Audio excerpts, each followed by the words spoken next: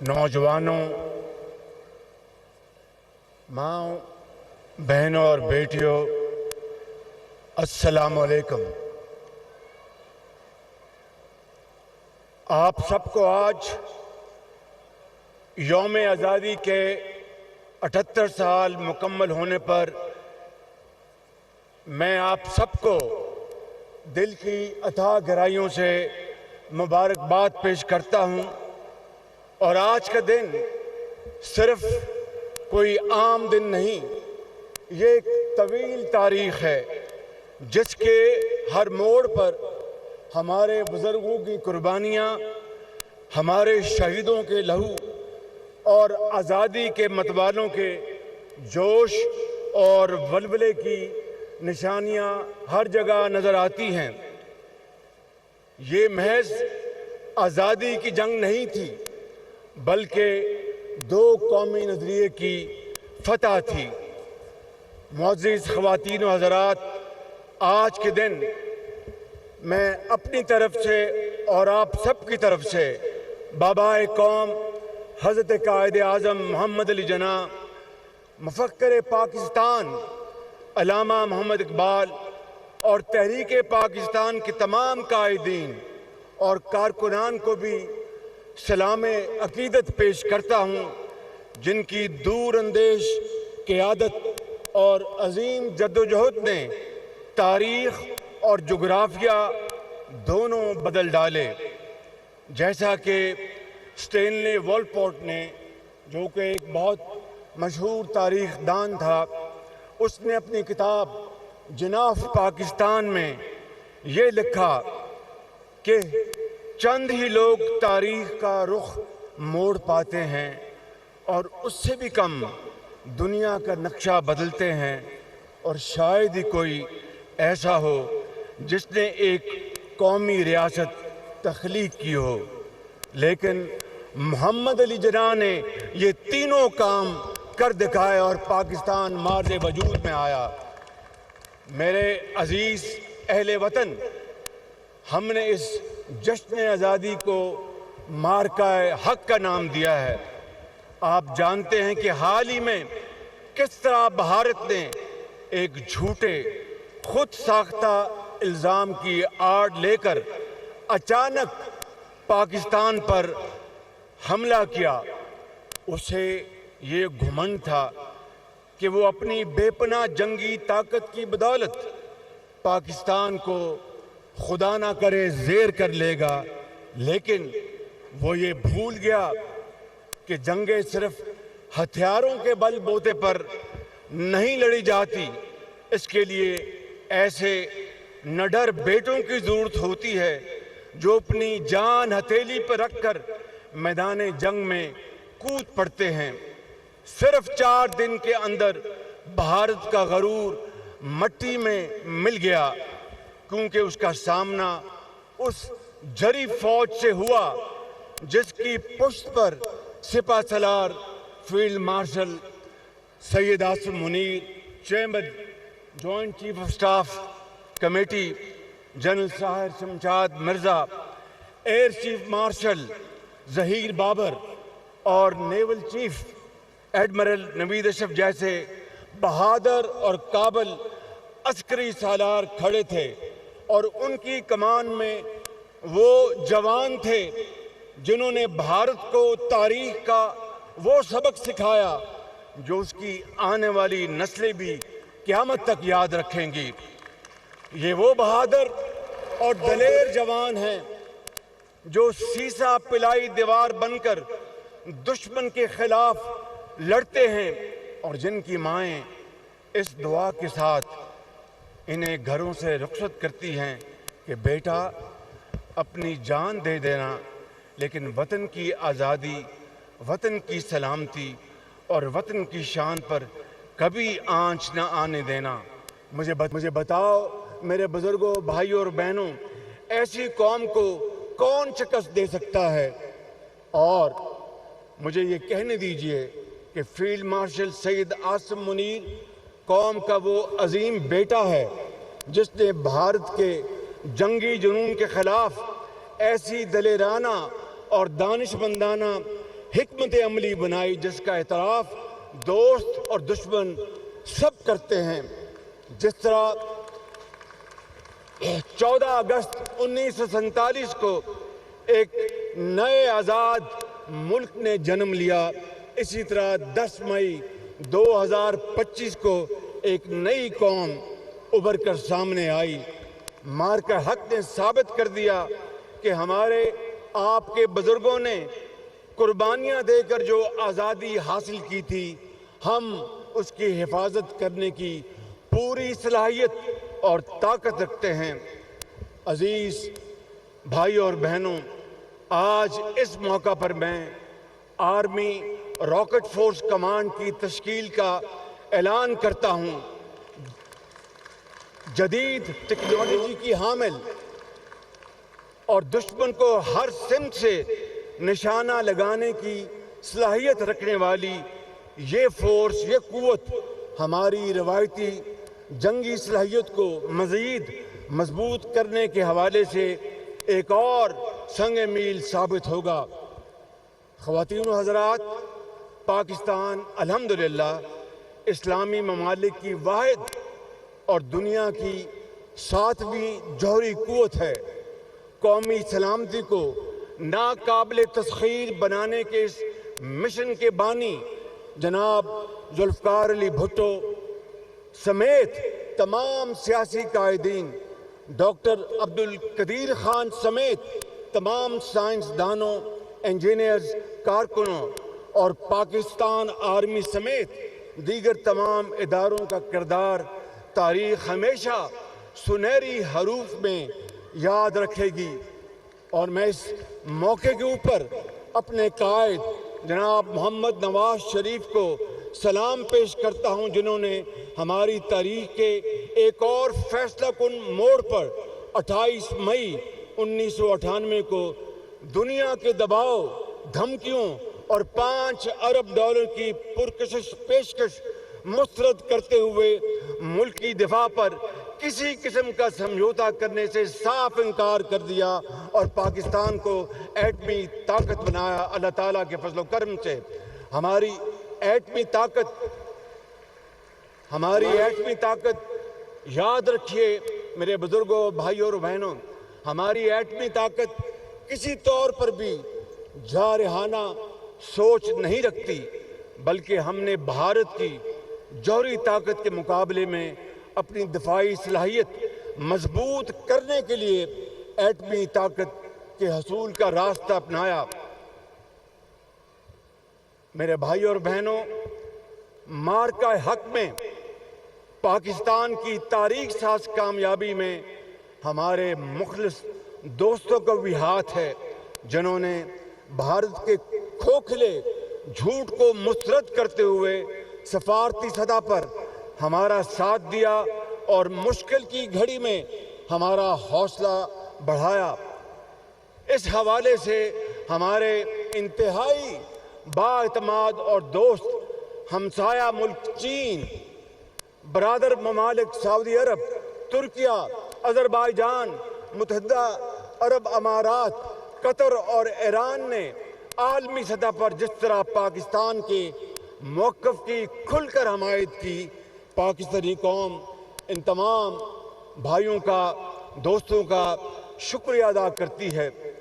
اور اس موقع کے اوپر میں امریکہ کے صدر ڈونلڈ ٹرمپ کا بھی خلوص دل سے شکریہ ادا کرتا ہوں، جنہوں نے اپنی ٹیم کے ساتھ مل کر جنگ بندی کے لیے مثبت اور ٹھوس کردار ادا کیا۔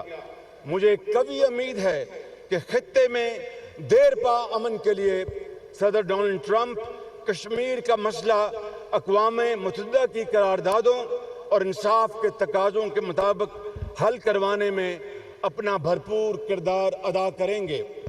میرے بزرگوں، بھائیوں اور بہنوں، اللہ تعالیٰ کے فضل و کرم سے ماضی کی طرح مسلم لیگ نون کی حکومت نے اپنے ہر دور میں پاکستان کی اقتصادی ترقی اور عوام کی فلاح و بہبود کو اپنی اولین ترجیح قرار دیا۔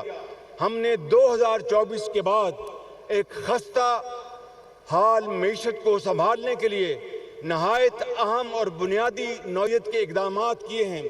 ان اقدامات کی وجہ سے نہ صرف دیوالیہ پن کا خطرہ ٹل گیا جو ہمارے سروں پر منڈلا رہا تھا، بلکہ معیشت کے اشاریے آہستہ آہستہ بہتری کی طرف بڑھ رہے ہیں۔ مہنگائی کی سطح جو 34% تک پہنچ گئی تھی، آج 5% تک آ چکی۔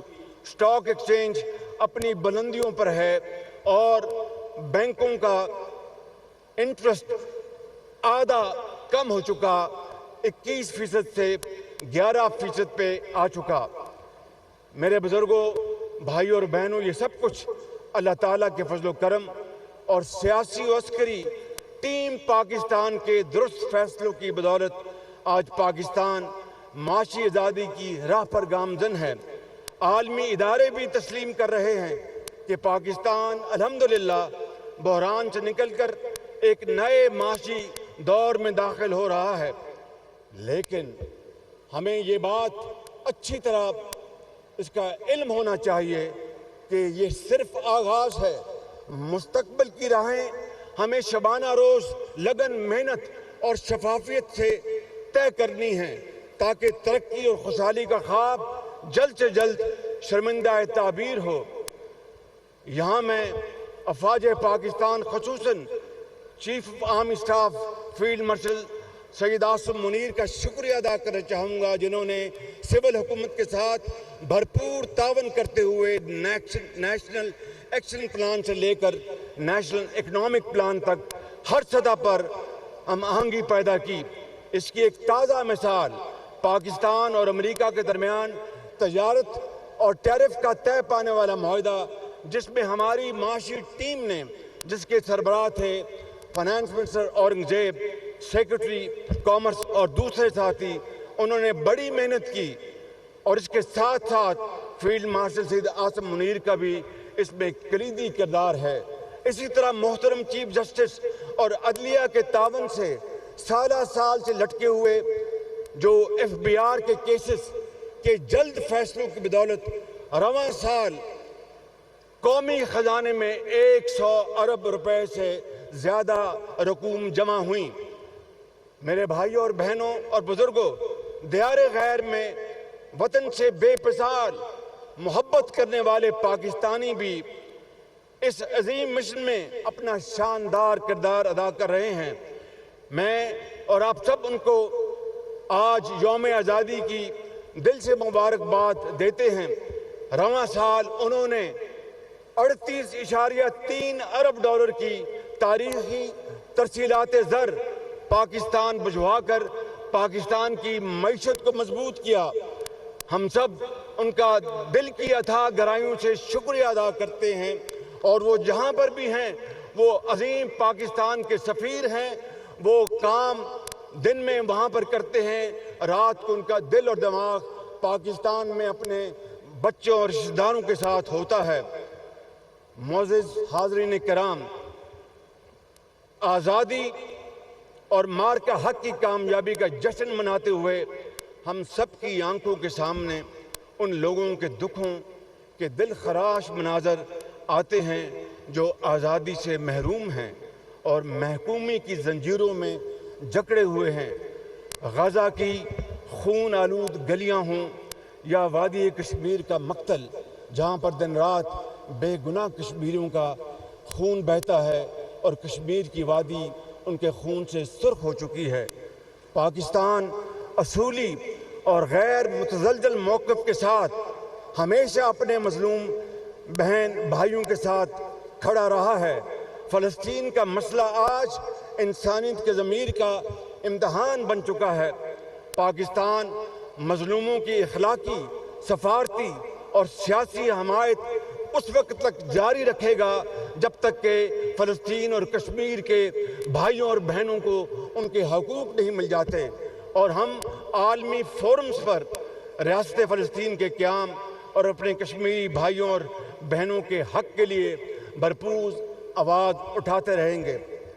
عزیز ہم وطنوں، وقت آ چکا ہے کہ ہم سیاسی تقسیم، ذاتی مفادات اور کھوکھلے نعروں سے آگے بڑھ کر پاکستان کے لیے اجتماعی سوچ اپنائیں۔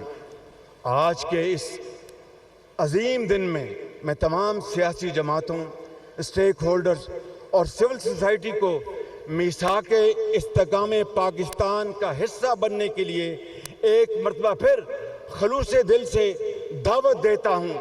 یہ میثاق معیشت کی بحالی کا ہی منصوبہ نہیں بلکہ ایک وسیع تر قومی مفاد کی بنیاد ہے، تاکہ پوری دنیا دیکھ سکے کہ اختلافات اپنی جگہ مگر اپنے پیارے پاکستان کی خاطر ہم سب ایک ہیں۔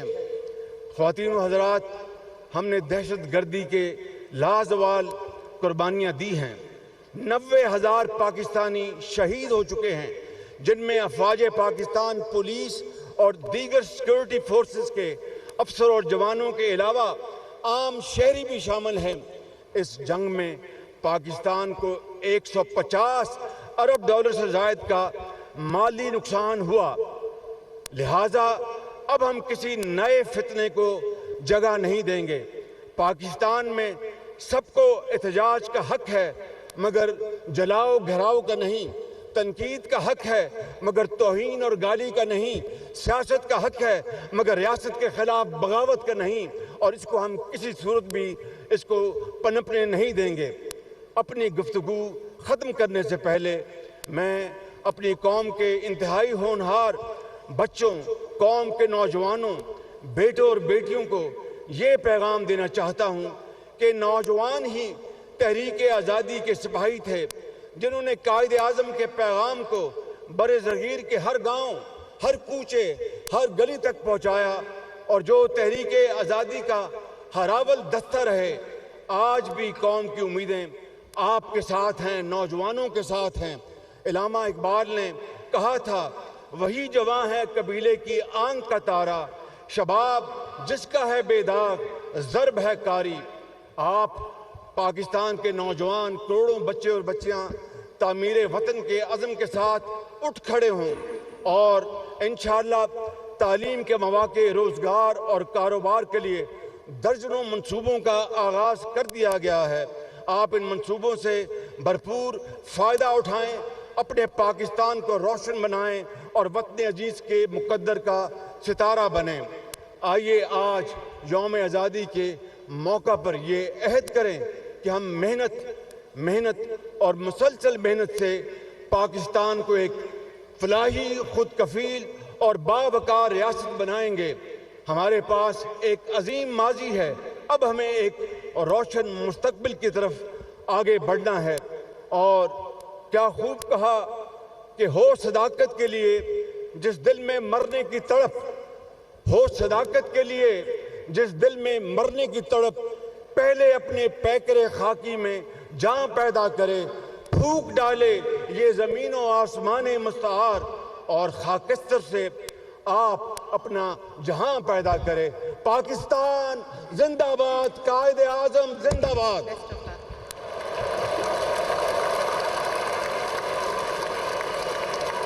آنریبل منسٹر، بہت بہت شکریہ۔